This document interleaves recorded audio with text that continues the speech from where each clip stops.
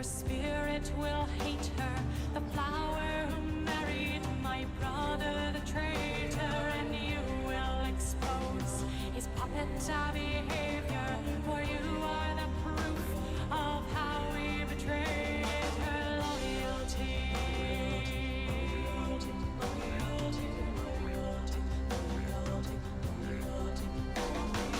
Hush, child, the darkness will rise from the deep and carry you down to sleep. Child, the darkness will rise from the deep and carry you down to sleep.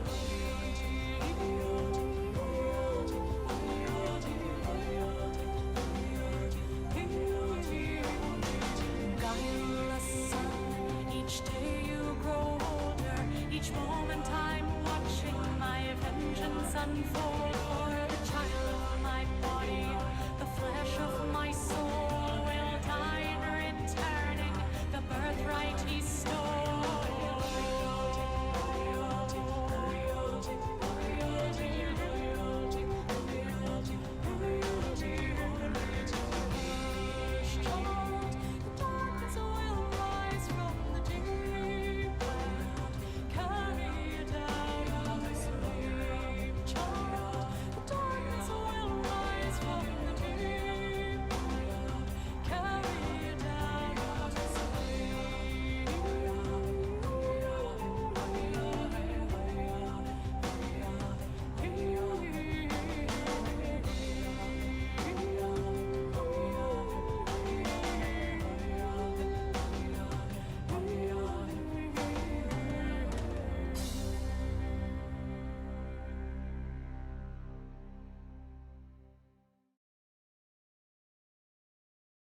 Alrighty then, well, we made it, guys. Hello. Return to stream here for a bit. See how it's going. Some other tough times, tough challenges, and other negative, ignorant people to overcome. Other things going on. But we're okay. We're going to be okay here for the stream. Really good stuff. So, yes, hello there. We'll be coming back then. Nice time. Let's go ahead and start with some Jurassic Park. Hopefully the frame drop will continue to calm down. It was spiking from nothing up to 10%. Out of nowhere here on the Wi-Fi, so hopefully let that calm down here in a few minutes as we read our breeding. The chapter's called Breeding Sites. Yeah, Breeding Sites chapter. So I put that in the title because it's the name of the chapter. So anyway, we'll get to that in a bit. Breeding Sites and Jurassic Park, and then we'll take a look at some captures before we get some new adventures here. Maybe some more hunts, some Hand of Fate 2. Want to play just to relax, have a nice time, return to stream. And we'll see how it looks for the weekend, and tomorrow get it back to our rehearsal stream as well. I'm probably just going to keep the camera on myself until I really feel comfortable to film everybody rehearsing, because I don't want to make them self-conscious in such an early stage of the development. Rehearsal is just kind of exploring the text, so we'll see. But anyways, we're here for now, guys. Focusing on the positive, we shall block and move on from anyone negative trying to bring us down. Have a nice time. Let's carry on. And we're here with our follower emotes and 6-month sub badge, celebrating that. We are actually only $10 away from next payout, which is really exciting. So try to keep the support up, some good active fun chats. Thank you very much to Favlog coming in on Monday for our last main show stream there, just reading Jurassic Park. Sadly did not get to War Tuesday yesterday, but I'm glad I could show a little of those fun vlogger meeting out there. Out and about for some other local, content creators, YouTubers. It was an interesting little visit for that, so we shall see what else here, but frame drop a little high right now, so we will let that calm down. And want to thank Zogly, a friend from Left 4 Dead, I believe, for the follow 2 days ago as well. Looks like we just missed that on stream probably, but thank you to friend for the follow there. Okay then, guys, we can go ahead and let's focus on the new stuff tonight, get back to a good schedule for the stream, maybe stream some Comic-Con this weekend, so go to that for the first time and figure out some other stuff. Have a lot for coming in the chat there Monday and supporting the stream. His first time chatting in a couple months, but him being a busy worker schedule himself. It's understandable he doesn't get to chat, hang out too much in the stuff, but always appreciate the lurk and a fun time with that. So for now, we are carrying on some good stuff here at the 10-minute mark. Favelot, you are here already. I see you there. Hello, Favelot. Well, if you're here, come chat, man. Glad to give you that knighting ceremony last time from our new Dragon Knighting channel reward. I do want to add another channel reward right now, which will be for several games, not just for Hunt, but it does apply to Hunt when we do play that on stream. So we can add that right now. Let this frame drop continue to calm down, hopefully. I don't know. But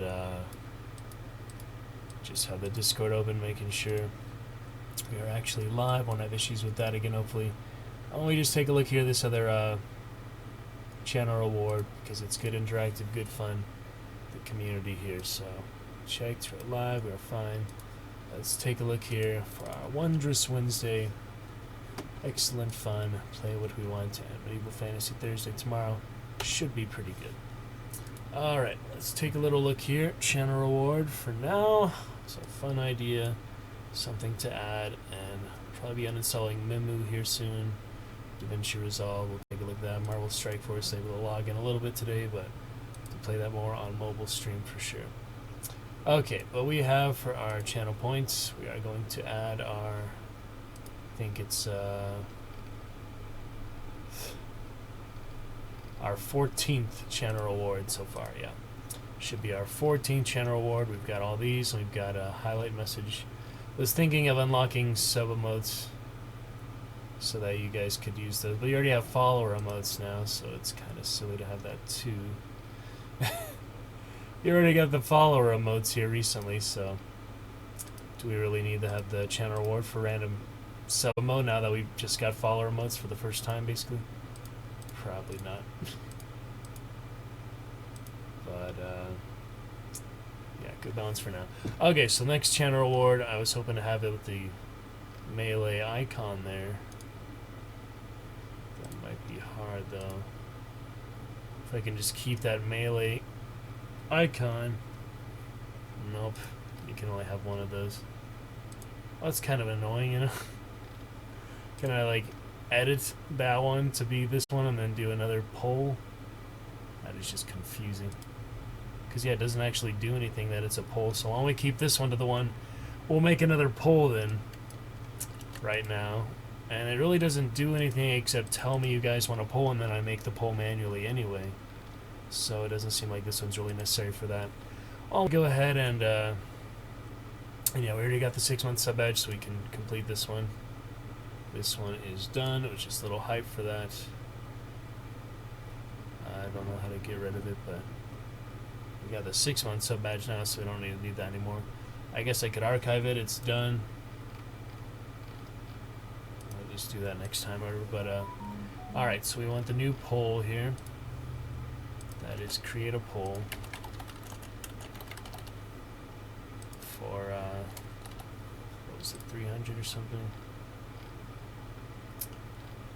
Check that out. Yeah, it's 500. Okay, 500 for that, and that is just a little poll here. No big deal. Just if you guys want a poll, you can initiate there. I guess that's that. But I'll get Jurassic Park here just 2 minutes, just wanting to do this as well, and it's a good time to do it. So, alright, we got that one. Now we edit this one, which is the original create a poll with the melee icon. And since it was a melee round, is our next channel reward. It's a melee only round, basically, so let's get over there.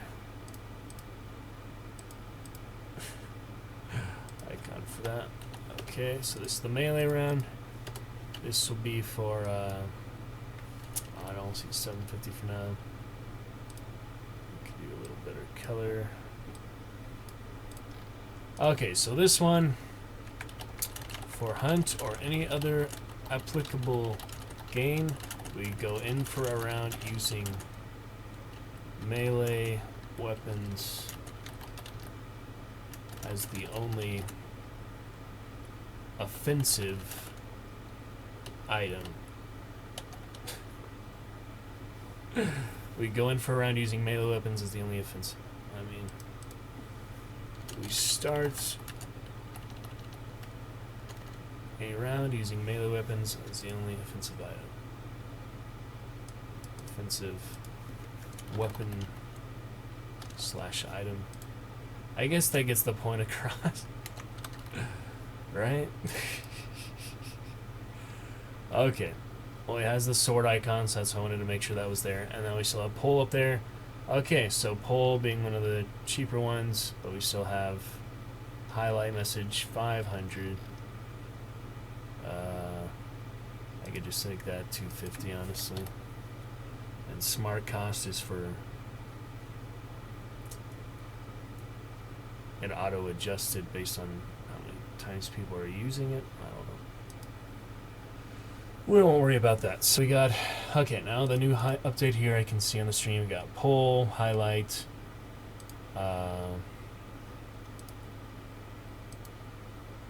melee round is fine. Alright, just testing it out. Yep, melee round, so that works for hunt or anything else. And you guys can also suggest which weapon you want on top of it, but it just adds a little extra. Alright, so that'll be good for our 14th channel reward. 15th for how the full even list will be coming pretty soon once we can decide what is best to have for the community. But most of these pretty expensive. I'm going to have a few that are decently cheap as well. Could probably make riding cheaper. I'm actually thinking of how much they actually cost. It's nice to have them a little bit cheaper, you know. So yeah, that's a good price for now. Raid, melee, pole, hats off to use. Decent price. Put on a hat, you know, whatever. It's cheaper than riding though, so maybe it would make sense for it to be cheaper than riding. Okay, decent price for these. Eyes open, I guess, is reasonable. Could make it like 100 instead, but I don't know. Monologue 2000, and they save up for a little bit until I get more concurrent monologues. We'll be reading plenty of stuff in game anyway, so, and books, of course. All right, I think that's good for now. Let me just check another couple of analytics. Well, I'll show you guys. We got so close to the payout. If you want to see that again, current 7 champions. It's one more than it actually shows, but it's good. And yes, payouts. I can show you my payouts. Those are the emotes, most of them. Myself using, but they're for you guys as well. Yeah, only about $10 away for our next payout, so really exciting. I can verify and stuff later. Yeah, just about $10 away from next payout, guys. So that'd be really appreciated. Help balance out all the commissions and effort and time we put into the stream in the first place. So that is good for now. Thanking anybody lurking here so far today. We got Fave-A-Lot, I believe. And we are live for the night. I know on Discord we are good. Just trying to figure out a few analytics, a few things in the background, a few technical things before we get started. Here at Jurassic Park at about the 19-minute mark. Get started hopefully about the 20-minute mark. I just want to discuss the frame drop issue still, because that is not ideal. And if we're going to show a bunch of captures today, can't really do that when we have such high frame drops. We need much better frame drops for the captures. So it seemed to spike just when someone was using the internet on my Wi-Fi.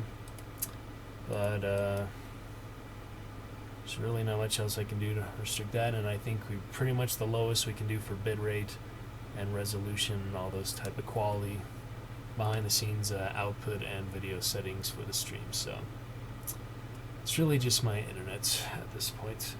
I've already done pretty much the lowest possible settings I can without you guys seeing a complete blurry mess. At least I want you to be able to see most things and hear most things for the best quality stream that we can have. But yeah, it's kind of rough when just the slightest little thing will make the frame rate spike like crazy because the internet is so weak, and I can't always plan for what family and other such is doing on the Wi-Fi, so it's too bad. We'll work with the best we got. For now, let's carry on. Great stream, good fun, and hopefully it'll calm down as we read a bit, and if it's not too calm down, we'll just go ahead for some Hand of Fate or Hunt on live, and we'll have plenty of captures to show as soon as the frame drop allows. We could also restream, but to make sure what's going on in my house, to make sure no one's using the internet, which is tough. And didn't post anything really today except for Discord, so I know it's not from my phone, but the internet is fragile. So anyway, here at the 20-minute, 30-second mark, let us begin for the current breeding sites. Continue for our Jurassic Park lovely readings, and have a fun time with that. So good to be back, guys. Good to be here. Carry on for the best, clearing out other negative nonsense, focusing on positive good things. People have no idea what they're talking about, what they're doing. We are going to make it better. We are going to establish a good foundation here. We're going to have a great time with it, meet some good friends along the way. So let's carry on and have some Jurassic Park here at the 21-minute mark, just in case you're keeping track of that. Okay, we left off. The radio clicked. Actually not, Grant said.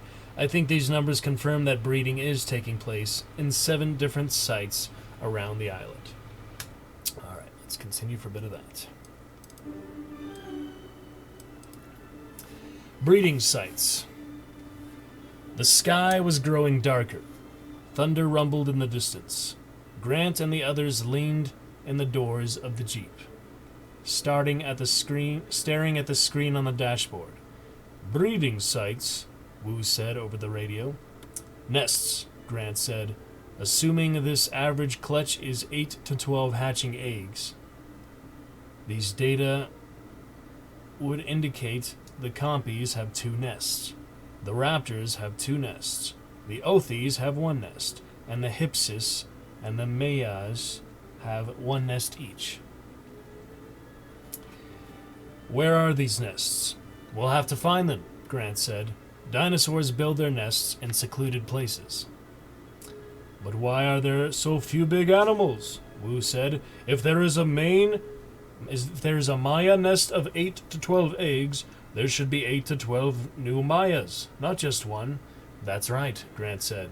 Except that the raptors and the compies that are loose in the parks are probably eating the eggs of the bigger animals, and perhaps eating the newly hatched young as well. Well, we've never seen that, Arnold said over the radio. Raptors are nocturnal, he said. Is anyone watching the park at night? There was a long silence. I didn't think so, Grant said. It still doesn't make sense, Wu said. You can't support 50 additional animals on a couple of nests of eggs. No, Grant said. I assume they are eating something else as well. Perhaps small rodents, mice and rats? There was another silence. Let me guess, Grant said. When you first came to the island, you had a problem with rats. But as time passed, the problem faded away. Yes, that's true. And you never thought to investigate why. Well, we just assumed, Arnold said. Look, Wu said, the fact remains, all the animals are female. They can't breed. Grant had been thinking about that. He had recently learned of an intriguing West German study that he suspected held the answer.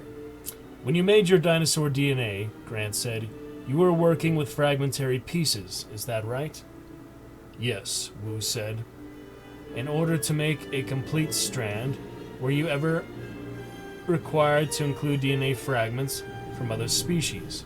Occasionally, yes, Wu said. It's the only way to accomplish the job. Sometimes we include avian DNA from a variety of birds, and sometimes reptilian DNA. Any amphibian DNA, specifically frog DNA? Possibly. I'd have to check. Check, Grant said. I think you'll find that holds the answers. Malcolm said, frog DNA? Why frog DNA? Gennaro said impatiently, listen, this is all very intriguing, but we're forgetting the main question. Have any animals gotten off the island? Grant said, we can't tell that from these data. Then how are we going to find out? There's only one way I know, Grant said. We'll have to find the individual dinosaur nests, inspect them, and count the remaining egg fragments. From that, we may be able to determine how many animals were originally hatched, and we can begin to assess whether any are missing. Malcolm said, "Even so, you won't know if the missing animals are killed or dead from the natural causes, or whether they have left the island." "No," Grant said, "but it's a start, and I think we can get more information from an intensive look at the population graphs." "How are we going to find these nests?" "Actually," Grant said, "I think the computer will be able to help us with that." "Can we go back now?" Lex said. "I'm hungry." "Yes, let's go," Grant said, smiling at her. "You've been very patient." "You'll be able to eat in about 20 minutes, Ed Regis said, staring toward the two land cruisers. "I'll stay for a while," Ellie said, "and get the photos of the stego with Dr. Harding's camera. Those vehicles in the mouth will have been cleared up by tomorrow." "I want to go back," Grant said. "I'll go with the kids." "I will too," Malcolm said. "I think I'll stay," Gennaro said, "and go back with Harding in his jeep with Dr. Sadler." "Fine, let's go." They started walking. Malcolm said, "Why exactly is our lawyer staying?" Grant shrugged. "I think it might have something to do with Dr. Sadler." Really? The Shorts, you think?" "It's happened before," Grant said. When they came to the land cruisers, Tim said, "I want to ride in the front one this time with Dr. Grant." Malcolm said, "Unfortunately, Dr. Grant and I need to talk." "I'll just sit and listen. I won't say anything," Tim said. "It's a private conversation," Malcolm said. "Tell you what, Tim," Ed Regis said. "Let them sit in the rear car by themselves. We'll sit in the front car, and you can use the night vision goggles. Have you ever used night vision goggles, Tim? They're goggles with very sensitive CCDs that allow you to see in the dark." "Neat," he said, and moved toward the first car. "Hey," Lex said, "I want to use it too." "No," Tim said. No fair, no fair. You get to do everything, Timmy." Ed Regis watched them go and said to Grant, "I can't see what the ride back is going to be like." Grant and Malcolm climbed into the second car. He said, "I can see what the ride's." Yeah. Into the second car, a few raindrops spattered the windshield. "Let's get going," Ed Regis said. "I'm about ready for dinner, and I could do with a nice banana daiquiri. What do you say, folks? Daiquiris sound good?" He pounded the metal panel of the car. "See you back at camp," he said, and he started running toward the first car and climbed aboard. All right.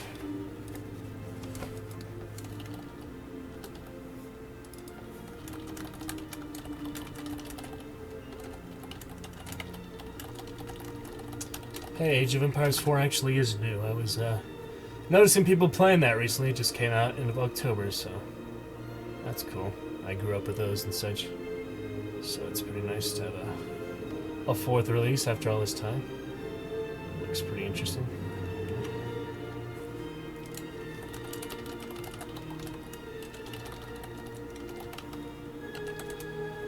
That's cool. Okay, sorry. A red light on the dashboard blinked. With a soft electric whir, the Land Cruiser started off. Driving back into the fading light, Malcolm seemed oddly thinking of fractals. Malcolm said, "You know about fractals?" Grant shook his head. "Not really, no." Fractals are a kind of geometry associated with a man named Mandelbrot. Unlike ordinary Euclidean geometry that everybody learns in school, squares and cubes and spheres, fractal geometry appears to describe real objects in the natural world. Mountains and clouds are fractal shapes, so fractals are probably related to reality somehow. Well, Mandelbrot found a remarkable thing with the... It's where the quotes sometimes don't end, they just are missed out. But things with his geometric tools. He found that things looked almost identical at different scales. At different scales, Grant said. For example, Malcolm said, a big mountain, seen from far away, has a certain rugged mountain shape. If you get closer and examine a small peak of the big mountain, it will have the same mountain shape. In fact, you can go all the way down the scale to a tiny speck of rock seen under a microscope. It will have the same basic fractal shape as the big mountain. I don't really see why this is worrying you, Grant said. He yawned. He smelled the sulfur flames of the volcanic steam. They were coming now to the section of road that ran near the coastline, overlooking the beach at the ocean. It's a way of looking at things, Malcolm said. Mandelbrot found a sameness for the smallest to the largest, from the smallest to the largest. And this sameness of scale also occurs for events. Events? Consider cotton prices, Malcolm said. There are good records of cotton prices going back more than 100 years. When you study fluctuations in cotton prices, you find that the graph of price fluctuations in the course of a day looks basically like the graph for a week, which looks basically like the graph for a year, or for 10 years. And that's how things are. A day is like a whole life.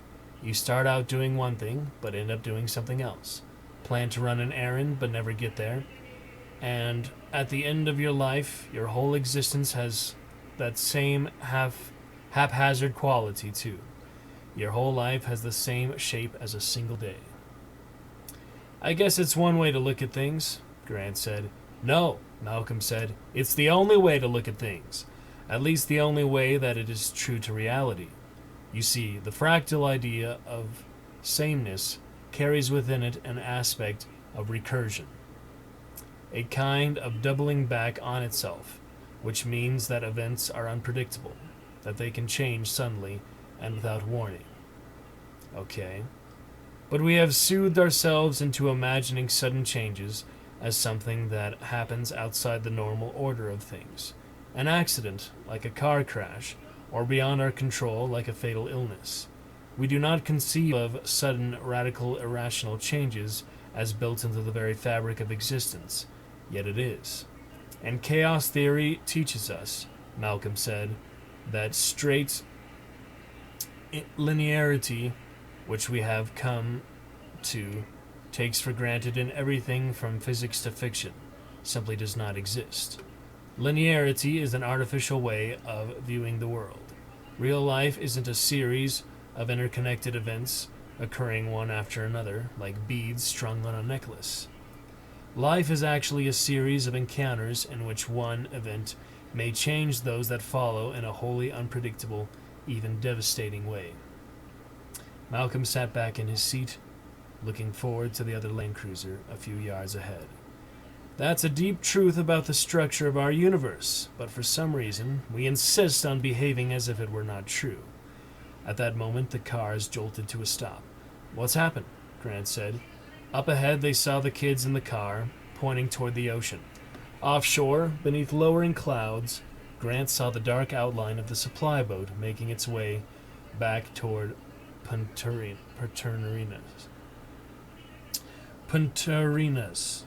Yes. Why have we stopped? Malcolm said. Grant turned on the radio and heard the girl saying excitedly, Look there, Timmy! You see it! It's there! Malcolm squinted at the boat. They talking about the boat? Apparently. Ed Regis climbed out of the front car and came running back to their window. I'm sorry, he said, but the kids are all worked up. Do you have binoculars here? For what? The little girl says she sees something on the boat, some kind of animal, Regis said.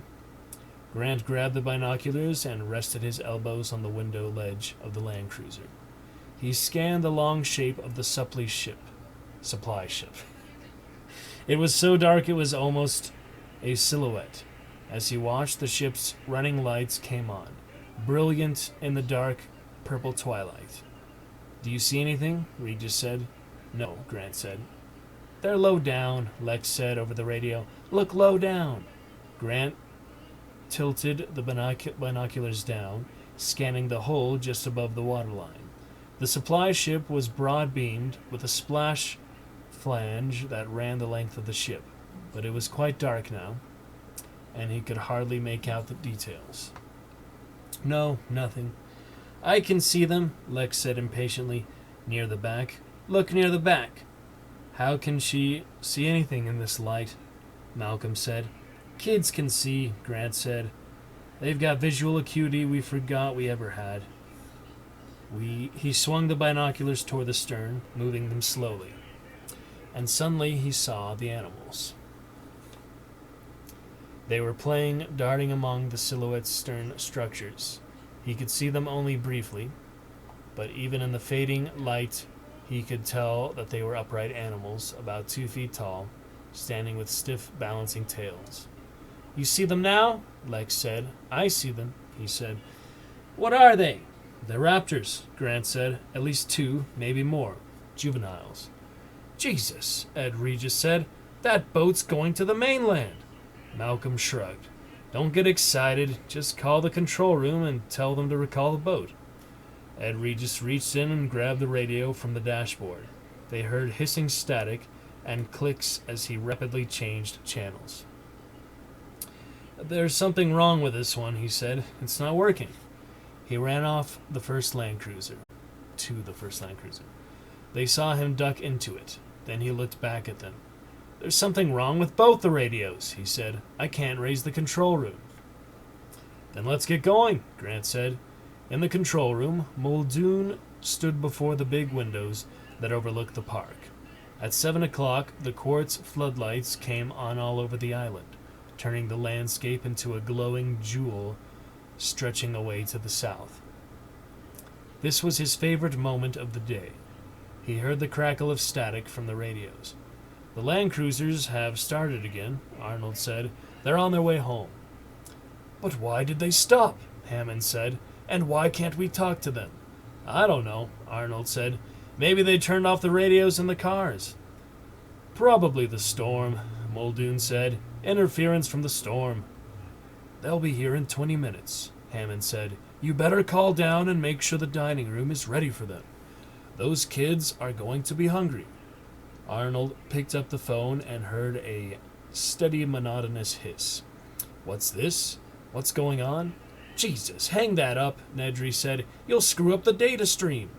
You've taken all the phone lines, even the internal ones? I've taken all the lines that communicate outside, Nedry said, but your internal line should still work. Arnold punched console buttons one after another. He heard nothing but hissing on all the lines. Looks like you've got 'em all. Sorry about that, Nedry said. I'll clear a couple for you at the end of the next transmission. In about 15 minutes. He yawned. Looks like a long weekend for me. I guess I'll get to that Coke now. He picked up his shoulder bag and headed to the door. Don't touch my console, okay? The door closed. What a slob, Hammond said. Yeah, Arnold said, but I guess he knows what he's doing. 3-star asterisk break in the chapter. Sorry, it's a little sloppy reading today, guys. I just got to get more used to it. It's been kind of a weird week, so a better time reading the good stuff soon. But for frame drops, I may be restreaming after we finish reading here. Gonna adjust those video output, maybe make a phone call, and see if I can balance them to be a little better for our frames going forward. 7% isn't terrible, though. Let's do a little stream test, see if it's coming in decent enough. I know that doesn't really help it per se, but it at least gives me an idea what 7% looks like, so let me check real quick. Going forward, 7% isn't terrible, though. Let's do a little stream test, see if it's coming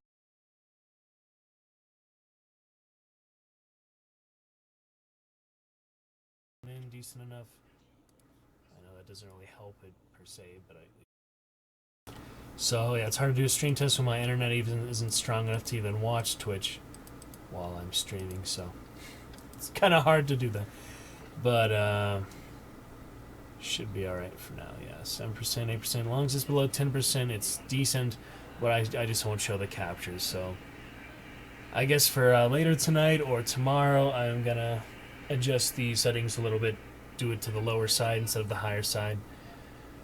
It's already pretty low quality, so I really don't know what else to do for that, but we'll just lower the bitrate a little bit more, see if we can get less than 8% here. That's just from internet being used. I don't know. It's tricky, guys. Deal with the Wi-Fi and figure out how it spikes like that. No, I guess I just gotta tell people around the house and family. He's like, don't go on the internet or watch your freaking Netflix for 10 minutes until after I start the stream, because that is our difficulties we're dealing with right now, but they can deal with a few minutes. We'll figure it out. All right, back to it then. Just a little break in the chapter there. Let's carry on. More here for breeding sites. Let's take a look. Along the side of the road, clouds of volcanic stream misted rainbows in the bright quartz lights. Grant said into the radio, "How long does it take the ship to reach the mainland?" 18 hours, Ed Regis said, more or less. It's pretty reliable. He glanced at his watch. It should arrive around 11 tomorrow morning. Grant frowned. You still can't talk to the control room? Not so far. How about Harding? Can you reach him? No, I've tried. He may have his radio turned off. Malcolm was shaking his head. So we're the only ones who know about the animals on the ship. I'm trying to raise somebody, Ed Regis said. I mean, Christ, we don't know. We don't want those animals on the mainland. How long until we get back to the base? From here, another 16, 17 minutes, Ed Regis said. At night, the whole road was illuminated by big floodlights. It felt to Grant as if they were driving through a bright green tunnel of leaves. Large raindrops spattered the windshield. Grant felt the Land Cruiser slow, then stop. Now what? Lex said, I don't want to stop. Why did we stop? And then suddenly, all the floodlights went out. The road was plunged into darkness. Lex said, Hey! Probably just a power outage or something, Ed Regis said. I'm sure the lights will be on in a minute. What the hell? Arnold said, staring at his monitors. What happened? Muldoon said. You lose power? Yeah, but only power to the perimeter. Everything in the building's working fine. But outside, in the park, the power is gone. Lights, TV cameras, everything. His remote video monitors had gone black. What about the Land Cruisers? Stopped somewhere around the Tyrannosaur paddock. Well, Muldoon said, call maintenance and let's get the power back on. Arnold picked up one of his phones and heard hissing. Nedry's computers talking to each other. No phones. That damn Nedry. Nedry! Where the hell is he? 3-star break again. Dennis Nedry pushed over the door marked fertilization. Yeah, we remember this part, of course. With the perimeter power out, all the security card locks were disarmed. Every door in the building opened with a touch. The problems with the security system were high on Jurassic Park's bug list. Nedry wondered if anybody ever imagined that it wasn't a bug, that Nedry had programmed it that way. He had built in a classic trapdoor. Few programmers of large computer systems could resist the temptation to leave themselves a secret entrance. Partly, it was common sense. If inept users locked up the system and then called you for help, you always had a way to get in and repair the mess. And partly, it was kind of a signature. Kilroy was here. Remember that? And partly, it was insurance for the future. Nedry was annoyed with the Jurassic Park project. Late in the schedule, InGen had decided extensive modifications to the system, but hadn't been willing to pay for them, arguing they should be included under the original contract. Lawsuits were threatened. Letters were written to Nedry's other clients, implying that Nedry was unreliable. It was blackmail, and in the end, Nedry had been forced to eat his overages on Jurassic Park and to make the changes that Hammond wanted. But later, when he was approached by Louis Dodgson at Biosyn, Nedry was ready to listen, and able to say that he could indeed get past Jurassic Park security. He could get into any room, any system anywhere in the park, because he had programmed it that way, just in case. He entered the fertilization room. The lab was deserted. As he had anticipated, all the staff was at dinner. Nedry unzipped his shoulder bag and removed the can of Gillette shaving cream. He unscrewed the base and saw the interior was divided into a series of cylindrical slots. He pulled on a pair of heavy insulated gloves and opened the walk-in freezer, marked Contents Viable Biological Maintain -10 degrees Celsius minimum. The freezer was the size of a small closet with shelves from floor to ceiling. Most of the shelves contained reagents and liquids in plastic sacks. To one side, he saw a smaller nitrogen cold box with a heavy ceramic door. He opened it, and a rack of small tubes slid out, and a cloud of white liquid nitrogen smoke. The embryos were arranged by species: Stegosaurus, Apatosaurus, Hadrosaurus, Tyrannosaurus. Each embryo in a thin glass container wrapped in silver foil, stoppered with polyethylene. Nedry quickly took 2 of each, slipping them into the shaving cream can. Then he screwed the base of the can shut and twisted the top. There was a hiss of releasing gas inside, and the can frosted in his hands. Dodgson had said there was enough coolant to last 36 hours, more than enough time to get back to San Jose.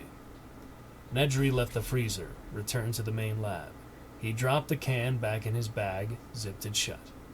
He went back into the hallway.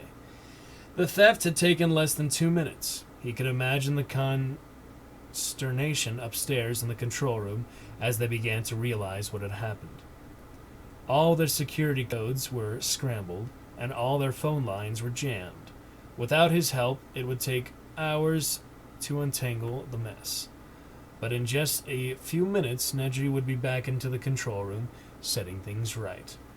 And no one would ever suspect what he had done. Grinning, Dennis Nedry walked down the ground floor, nodded to the guard, and continued downstairs to the basement. Passing the neat lines of electric Land Cruisers, he went to the gasoline-powered Jeep parked against the wall. He climbed into it, noticing some odd gray tubing on the passenger seat. It looked almost like a rocket launcher, he thought, as he turned the ignition key and started the Jeep. Nedry glanced at his watch. From here into the park and 3 minutes straight to the East Dock. 3 minutes from there back to the control room. Piece of cake. Damn it, Arnold said, punching buttons on the console. It's all screwed up. Muldoon was standing at the windows, looking out at the park. The lights had gone out all over the island, except in the immediate areas around the main buildings. He saw a few staff personnel hurrying to get out of the rain, but no one seemed to realize anything was wrong.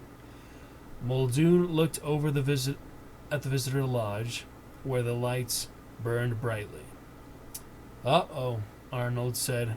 We have real trouble. What's that? Muldoon said. He turned away from the window, and so he didn't see the Jeep drive out of the underground garage and head east along the maintenance road into the park. That idiot Nedry turned off the security systems, Arnold said. The whole building's opened up. None of the doors are locked anymore. I'll notify the guards, Muldoon said. That's the least of it, Arnold said. When you turn off the security, you turn off all the peripheral fences as well. The fences, Muldoon said. The electrical fences, Arnold said. They're off, all over the island. You mean... That's right, Arnold said. The animals can get out now. Arnold lit a cigarette. Probably nothing will happen, but you never know. Muldoon started toward the door. I better drive out and bring in the people in those 2 Land Cruisers, he said, just in case. Muldoon quickly went downstairs to the garage. He wasn't really worried about the fences going down. Most of the dinosaurs had been in their paddocks for 9 months or more, and they had brushed up against the fences more than once, with notable results. Muldoon knew how quickly animals learn to avoid shock stimuli. You could train a laboratory pigeon with just 2 or 3 stimulation events. So it was unlikely the dinosaurs would now approach the fences. Well, that's what they think. Muldoon was more concerned about what the people in the cars would do. He didn't want them getting out of the Land Cruisers, because once the power was back on, the cars would start moving again, whether the people were inside them or not. That they might be left behind. Of course, in the rain it was unlikely they would leave the cars, but still, you never knew. He reached the garage and hurried toward the Jeep. It was lucky, he thought, that he had the foresight to put the launcher in it. He could start right out and be out there and it was gone. What the hell? Muldoon stared at the empty parking space, astonished. The Jeep was gone. What the hell was happening? On to fourth iteration. This other part soon. It says, inevitably, underlying instabilities begin to appear. From Ian Malcolm. Alright, on to the main road tomorrow, you guys. Pretty cool for that. Let me see if we take a little intermission, maybe in the stream, in the interest of better frames. Let me take a look at how a couple things look, and if I do want to check the video bitrate and things, maybe that does help it to lower it a little bit here for the rest of the streams tonight. Get some Hand of Fate 2, some Hunt, and maybe show the captures if we do get our frame drops low enough. That is pretty much the plans for tonight. We'll have a fun time of it. Captures, more games. Hand of Fate 2, good at chatting, interactive with you guys. That should be good fun. So I'll be back in just a minute. We'll figure out if we do have our restream real quick, and it'll be good. Thank you to Fave a lot, others lurking, hanging out. Do appreciate it. And I'll see you in just a minute here. Decide what we're going to do.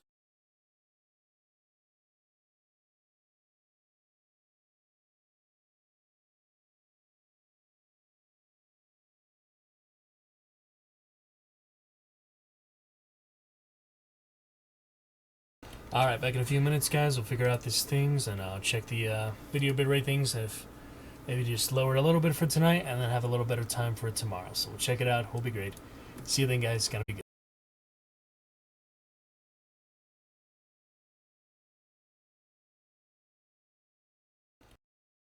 Alright, back in a few minutes, guys. We'll figure out these things, and I'll check the video bitrate things. If maybe just lower it a little bit for tonight, and then have a little better time for it tomorrow. So we'll check it out. We'll be great. See you then, guys. It's going to be good.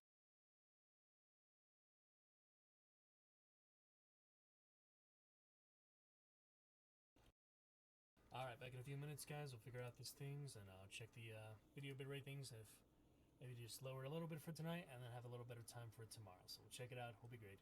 See you then, guys. It's going to be good.